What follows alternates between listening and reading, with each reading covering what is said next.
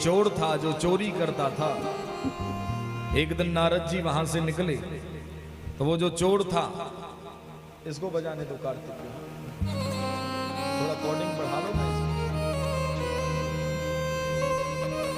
एक चोर चोरी करता था। नारद जी निकले, नारद जी को देख करके उसने तुरंत रोका, बोले बाबा जी जो डंडा कमंडल हो सब हमको दो आप। नारद जी बोले भाई फक्कड़ महात्मा है हम, हमारे पास कुछ भी नहीं है।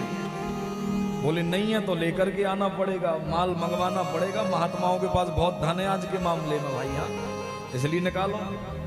नारद जी ने उसको समझाया, पुटियाया, बैठाया। बोले एक बात बता, तू चोरी क्यों करता है? बोले महाराज चोरी से ही मेरा घर चलता है।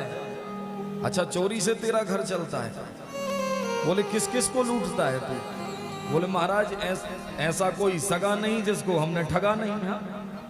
अपने सामने ऐसा कोई सगा है ही नहीं जिसको अपन ने ठगा ना हुआ। जो निकले हम तो उसी को ठग लेते हैं, उसी को पकड़ लेते हैं, उसे छुड़ा लेते हैं जो भी सामान रहता है। नारद जी बोले तब तो तू भाई बहुत पाप कर रहा है। बोले महाराज ये पाप और ये पुण्य हम नहीं जानते ये सब, हमारा तो ये कर्म है और हमारे घर में रोटी इसी वजह से आती है। अच्छा कौन कौन खाता है तेरा कमाया हुआ? बोले बीबी खाती है, बच्चे खाते हैं, मैं खाता हूँ, माँ खाती है, पिता खाता है, सबका भरण पोषण मैं ही करता हूँ चोरी करके। नारद जी बोले तो अच्छा एक बात बता, ये तो ठीक है मान लो तू तो ये मानता है कि नरक नहीं होता है, पर यदि धोखे से हुआ तो? यदि हुआ तो एक बात बताइए, जो पाप तूने किए हैं इसमें तो तेरे बच्चे भी खा रहे हैं, तेरी पत्नी भी ये धन खा रही है, तो क्या ये पाप की गठरी का बोझा आधा आधा उठाएंगे वो भी? थोड़ा मंदा करेगा, ज्यादा तेज है। तो क्या ये बोझा पत्नी बच्चा ये सब लोग ये कर पाएंगे? क्या संभव है? बोले महाराज क्यों नहीं करेंगे, सबको उठाना पड़ेगा। पाप मैंने किया किसके लिए है भाई? धन का अर्जन मैं कर रहा हूं, अपनी बीवी बच्चों के लिए ही तो कर रहा हूं, और जो पाप की गठरी मैं अपने सिर पर रखूंगा उसमें से आधा आधा हिस्सा सबको लेना पड़ेगा। बोली ये बात पहले तूने कभी पूछी है अपनी पत्नी से या बच्चों से? बोले महाराज आज तक तो नहीं पूछी। तो जा आज पूछ करके आ। ठीक है मैं जाता हूं, पूछ के आता हूं।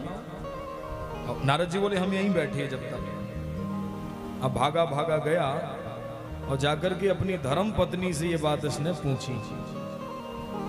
बोले एक बात बताओ, मैं चोरी करता हूं, डकैती डालता हूं, गरीब लोगों को लूटता हूं, इससे तो भाई पाप का बोझा जो है वो बहुत बढ़ गया होगा ना मेरा।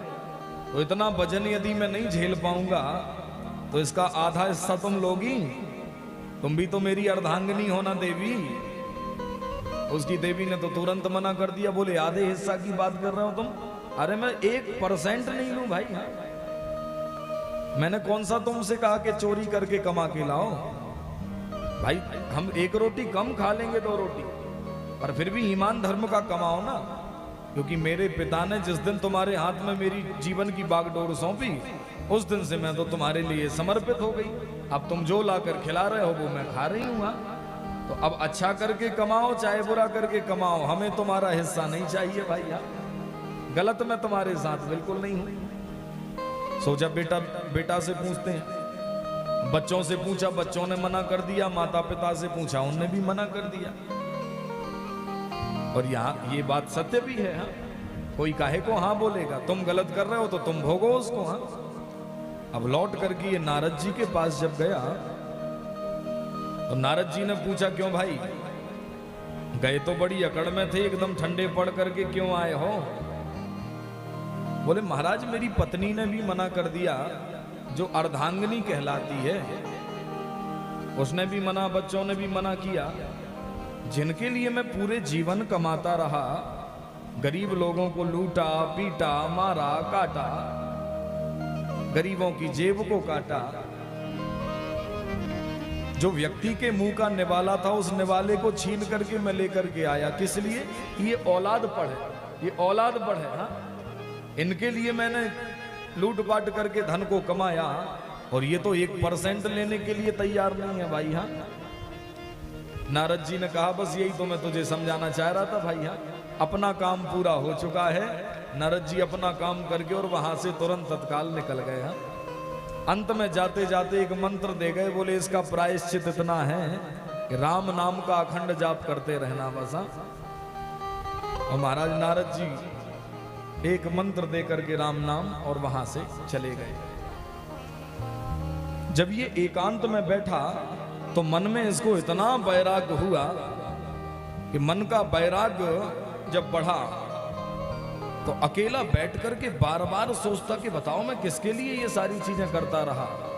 तो अंत में भगवान का नाम स्मरण करना प्रारंभ कर दिया, यहां तक कि राम नाम लेना भूल गया। राम की जगह मरा मरा कहना प्रारंभ कर दिया।